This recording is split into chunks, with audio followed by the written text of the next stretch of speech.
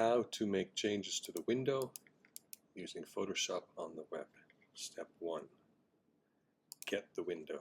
Download window. I already have it downloaded. Go and grab it. And step 1. Next step. Duplicate the layer. Always good practice so you have a backup. In our case, we want to have an original version, and we want to have a working version or a real one, or call it something. Great. Ask yourself, what are the big changes that we made first? I think step 1 is we rotate this guy somehow. So, great. You want to affect, what changes could affect the entire picture at once? Well, I think it looks kind of dark and dull. You can go to your adjustments layer.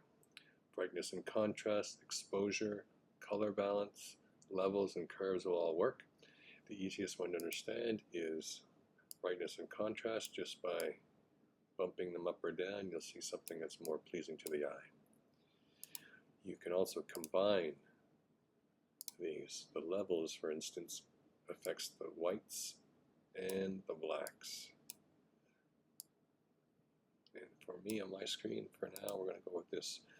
These two layers are affecting this one only. That's what that little clipping mask idea represents. And if you turn them off, you can see the changes made. We'll leave them on. All right.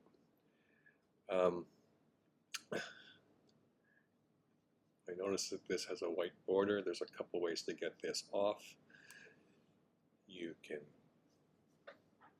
try a number of things. I think the way I'm going to try is just probably the old school way. Just make a rectangle and select the part that I want to keep as opposed to the white, because the white might bleed in to the shutters.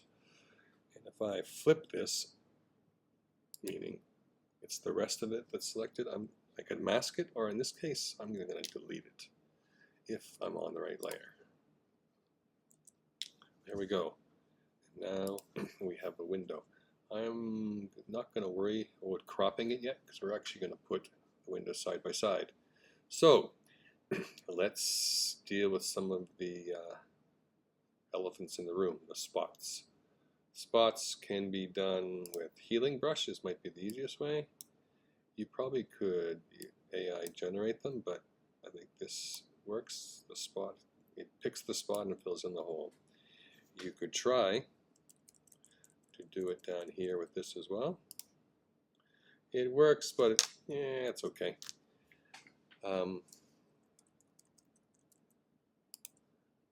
That'll work. So the spot healing brush didn't do a great job there. Most students will say, well, AI generate it. Let's see what happens. Could it fill in the hole? Probably. Yeah, well, it works. There's nothing wrong with that. That will work. Another tool you could use is the clone stamp. You hold the Option key, hold it, now click with the mouse, make sure you're on the right layer when you do that, once you get that blue box. And now it's copying from where the plus is, or cloning more specifically. And you can do it that way as well.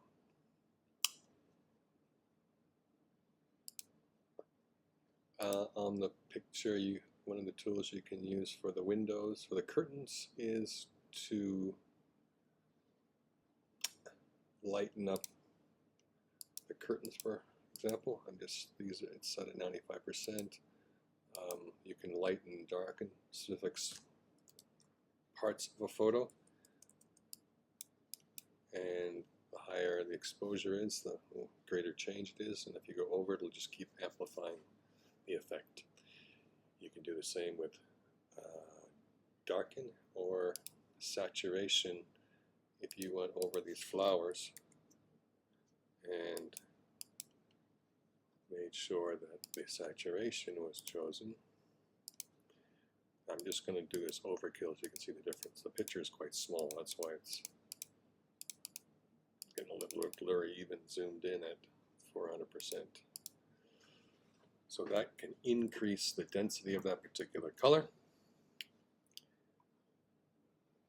And the biggest thing left to do is to change the color at the top of this concrete. And there's many ways to do it.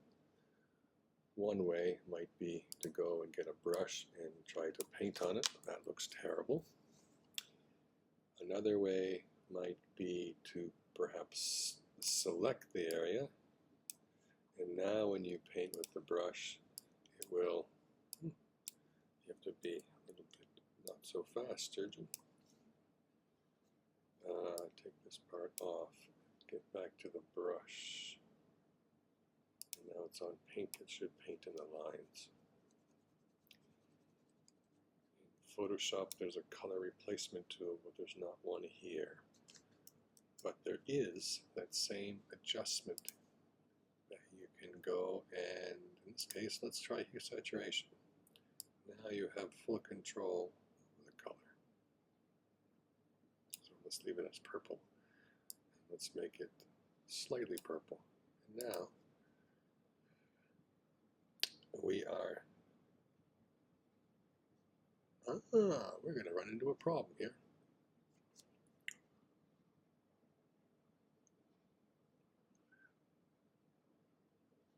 No, we're not. That's going to affect the layer selected below. If we hit this, does it do it all? Yep, okay, no problem. Okay, so we've made some pretty big changes. I'm going to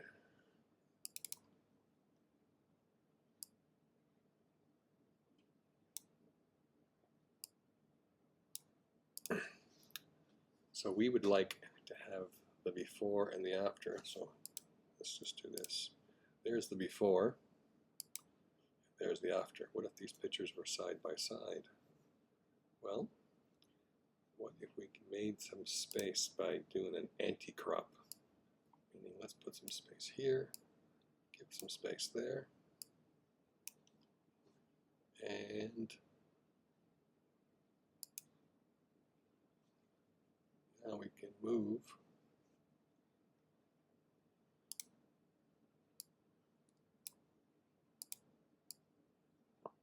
a before and an after picture. If we put a new layer of just white, I think any little mistakes. Let's just fill this with white. Now we can put a before and after.